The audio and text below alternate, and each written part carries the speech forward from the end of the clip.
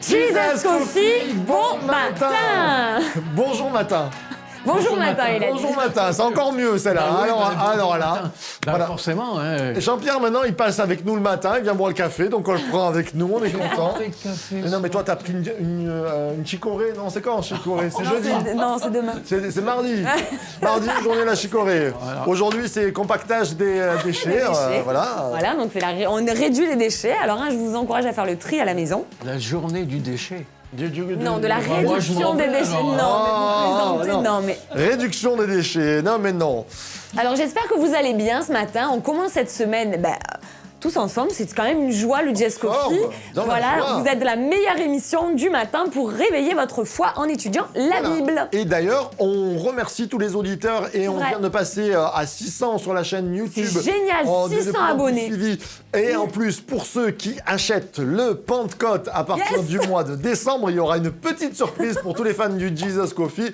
On salue d'ailleurs Benjamin et toute l'équipe du Pentecôte là qui travaillent, qui font un super C'est boulot. vrai, Le c'est Pentecôte, vrai. pour ceux qui connaissent pas, c'est le magazine des Assemblées de Dieu, c'est-à-dire le mouvement d'église dans lequel on est. Et c'est très très intéressant.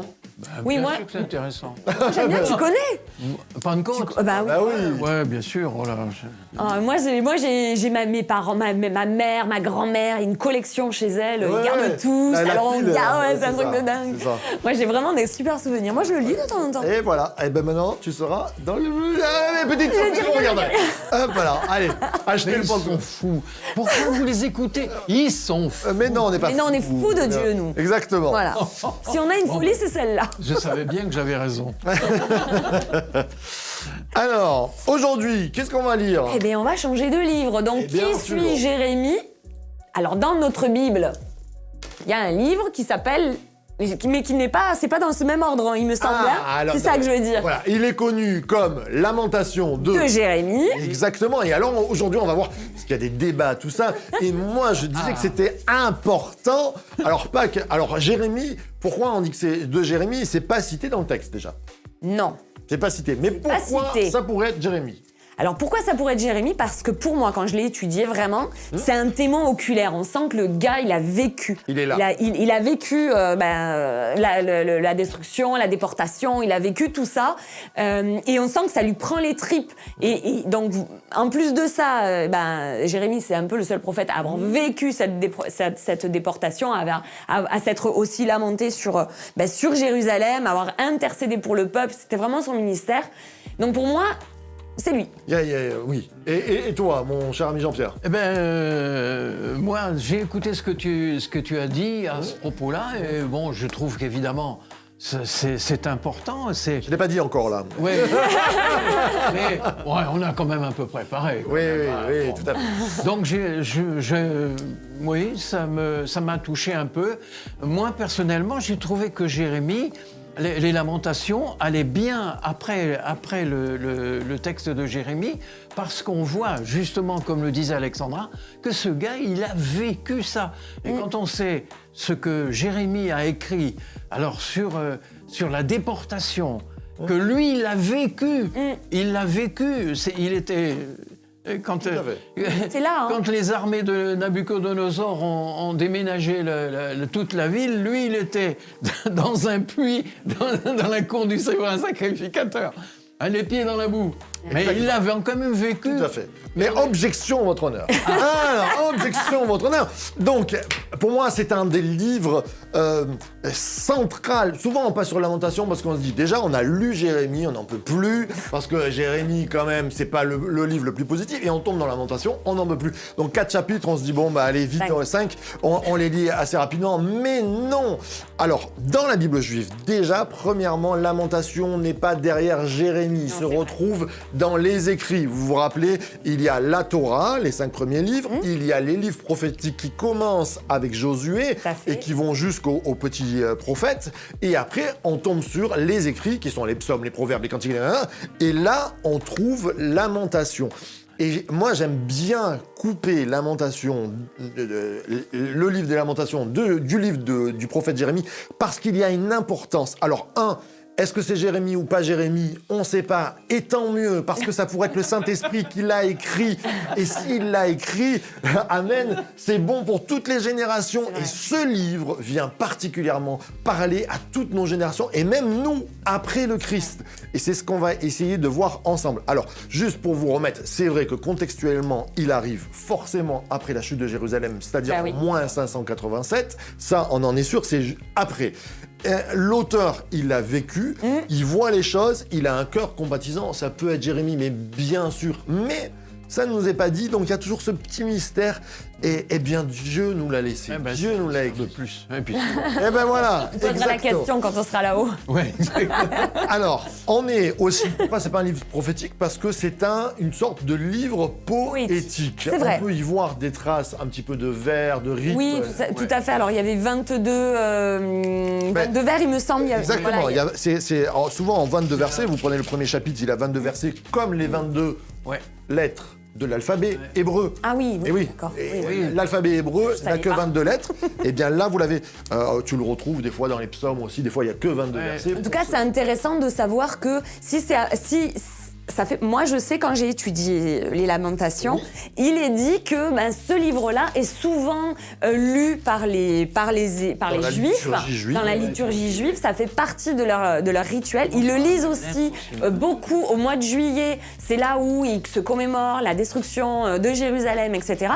Donc, c'est vraiment. C'est pour ça que c'est logique que ce soit qu'il est classé avec les livres poétiques, avec les psaumes, etc. Parce qu'effectivement, ça fait partie de leur liturgie. Et donc, ça veut dire des choses aujourd'hui pour nous. On disait dans la rythmique, moi j'aime bien aussi, j'ai travaillé l'hébreu. Premier chapitre. C'est bien d'avoir un expert. 22 versets, expert, non. Quand même. Deuxième Ça chapitre. commence par la même lettre. Et oui. Alors ça, je suis pas allé pousser, d'accord. Ça commence par la même lettre, par la lettre de l'alphabet. Ah ben alors, c'est intéressant. Par la même lettre. Deuxième chapitre, 22. Waouh. Quatrième chapitre, je laisse le troisième. 22, 5, 22. Et le troisième, qui est le plus important, on verra central, et c'est ce que je vous explique souvent. La pensée juive, c'est pas à la fin que tu la regardes, c'est au milieu, au centre. Et il fait 66 versets. 3 fois 22 versets. Comme la Trinité. Exactement. Le Père, le Fils, le Saint-Esprit. Il y a une structure extraordinaire. Vous avez aussi du rythme. Là, c'est juste pour la petite culture qu'on vous donne comme ça. On n'a même pas branché. C'est bien les intros. Voilà. On a bien des perles, en fait. La rythmique, c'est un vers qui est long et une réponse qui est courte. Quoi donc, elle est assise, solitaire, cette ville si peuplée. Elle est devenue comme une veuve. Grande parmi les nations, princesse sur les provinces. Elle est soumise à la corvée. Et vous lisez tous les chapitres, c'est comme ça. C'est un grand vers et un petit vers. Il y a une rythmique, on est dans de la poésie. Wow. Et c'est un style de l'époque. Même on retrouve des écrits babyloniens, la chute de la ville d'Our, ou en Chaldée, quand elle est tombée, on a fait une lamentation. Et ce texte, on pourrait l'appeler la lamentation de Jérusalem. Tout à fait. Parce que c'est sur Jérusalem qu'on est en train de pleurer. Sur la Jérusalem, sur le temple et sur le peuple. Exactement. Tout à fait. Les trois. La fin se termine sur la lamentation sur le peuple. Là où on va retrouver d'ailleurs l'espoir. Alors parle fort parce que sinon ils vont pas. Parce que si on parle comme ça, ils vont pas. On va retrouver l'espoir, comme tu disais. On va retrouver l'espoir et cette fameuse phrase là. Ah, alors on est dans la structure. Juste pour vous donner la structure, on a 5 chapitres qui pourraient être, en gros, en structure, la ville qui est détruite, premier point. Deuxième point, la colère de Dieu. Et on sent que c'est l'adversaire du peuple, là, et on le verra demain, on parlera de péché et de compassion, mais l'adversaire, c'est Dieu directement, là. Chapitre 3, le centre du message, le cœur du message, la compassion de Dieu, et on va le lire ensemble. Et 4, le péché dans toutes ses sortes. Pourquoi on en est arrivé là? Et 5e, et on verra ça jeudi, la prière d'intercession qui peut tout changer et qui amène le cœur de compassion. Voilà. Alors, qu'est-ce qui est important au chapitre 3? Allez, on peut Allez, voilà, ces versets qui sont juste magnifiques. Oh, où est-ce qu'il est déjà? Alors... Je le cherche. Voici ce dont je veux me souvenir. Exactement. Et moi, je veux m'en souvenir tous les jours. Amen. C'est que ces compassions ne sont pas épuisées. Elles se renouvellent chaque matin. Amen. On en a fait un chant même. D'ailleurs, Oui, on verra en demain. parlera. Tout On à va fait. pas aller trop dans le... Eh ben, alors, ce qui est fou, c'est que chapitre 3, verset 22, Oui. eh ben c'est là. C'est le 22e verset, on vous disait la dernière Oui, lettre le de l'alphabet, 22, oui, c'est ça, c'est que la bienveillance de l'Éternel n'est pas épuisée, que ses compassions ne sont pas à son leur terme. terme. Elles se renouvellent chaque matin. C'est extraordinaire. Et si on prend le verset 44, qui est le 2 fois 22, vous avez, tu t'es enveloppé d'une nuée pour que la prière ne te parvienne pas. Et là, on arrive dans un autre contexte, et vous avez le 66 qui terminera par, là on termine plutôt sévère, tu les poursuivras avec colère, tu les extermineras du dessous des cieux de l'Éternel. Mais au centre, vous avez la compassion de Dieu. Et ça, c'est hyper important. Il faut qu'on s'en rappelle. Ce texte, pourquoi, Alexandra, je peux dire qu'il est intemporel? Parce qu'on peut faire un gros parallèle avec Jésus. S'il n'y a pas d'auteur, mais même s'il y avait un auteur en réalité, même si c'était Jérémie, en réalité, on voit vraiment comme une prière. Bon, on en parlera bien dans le jeudi, mais je veux pas aller sur le sujet, mais c'est vrai que Jésus s'est lamenté sur Jérusalem. Exactement. Et certainement que ça a été son cœur au moment où il a pris son ministère et où il a commencé. Il a pleuré sur Jérusalem. Tout à fait. Et donc vraiment, ça a été pour moi. on On pense fortement, voilà. Ça fait lamentation sur Jérusalem avec Jérémie, lamentation avec Jésus sur Jérusalem. Et maintenant, je pense, lamentation, on le verra, de l'Église sur le Jérusalem spirituel, dans les gens qui se perdent du royaume, qu'il faut qu'ils rentrent dans le royaume des cieux. Et ça, c'est très important. Voilà, pour vous donner le goût de la lecture de Lamentation, c'est un régal, relisez-le avec cette optique-là, vous allez voir, c'est tout à fait différent. Comme quoi, la Bible, c'est pas ennuyeux, il y a toujours des trésors à chercher. Plus on y plonge, plus on se régale. Et comme c'est le début de la semaine, maintenant, on va rentrer aussi dans un moment de... Béniscope. Le béniscope, c'est le verset qu'on attend avec impatience. Alors, mais moi, je pour vous, mes sœurs, toujours béni. Alors. pour vous, mes sœurs, mesdames, Lamentation 3.22, les bontés de l'Éternel ne sont pas épuisées, ses compassions ne prennent pas fin, elles se renouvellent chaque matin, que ta fidélité est grande. Dieu est fidèle, même si, quoi qu'il se passe dans ta vie, dans tous les cas, recherche la compassion de Dieu. Dieu est fidèle, ses bontés se renouvellent à chaque jour. Amen. Pour vous, messieurs. Ah, pour les hommes, psaume 27, 14. Attends-toi à l'Éternel, fortifie-toi, et que ton cœur soit ferme. Oui, attends-toi à l'Éternel. Amen. Merci encore Cathy pour ce béniscope et on prend pour les couples Lamentation de Jérémie 3.24. Je le déclare, l'Éternel est mon bien. C'est pourquoi je veux m'attendre à lui. Ça, mais c'est tellement important dans ta vie de couple quand ça va pas. Attends-toi à Dieu, c'est lui ton bien. Amen. À toi. Pour les jeunes, Romains 12.2, ne vous conformez pas au siècle présent, mais soyez transformés par le renouvellement de l'intelligence, afin que vous discerniez quelle est la volonté de Dieu, ce qui est bon, agréable et parfait. Pour les célibataires.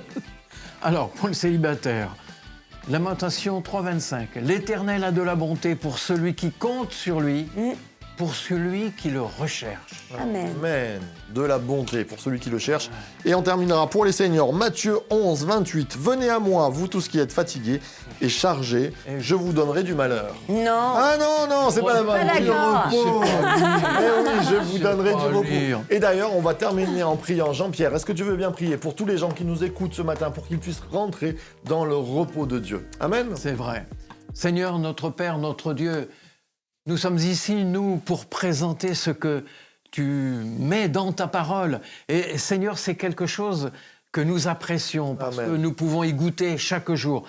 Nous te prions, mon Dieu, pour que ces auditeurs, ces téléspectateurs qui peuvent nous voir, nous entendre, entendre nos commentaires, nos réflexions sur ta parole. Seigneur, que ça leur donne soif. Amen. Soif de connaître ta parole et de pouvoir bénéficier de toutes ces choses que nous découvrons nous-mêmes aussi chaque jour. Alors Seigneur, reçois cette prière s'il te plaît, au nom de Jésus-Christ notre Seigneur, que pour tous ces auditeurs, tous ces téléspectateurs puissent vraiment te donner tout leur cœur, te chercher Seigneur, parce que celui qui te cherche te trouve. Amen. Alléluia. Amen. Amen, amen. Amen. Que cette journée commence bien et elle commence bénie pour toi. Prends-le, garde la bénédiction. Et puis on se retrouve demain matin, toujours Exactement. pareil pour notre Jesus Coffee et Source de Vie. De church to Soyez Amen. bénis. Bye bye.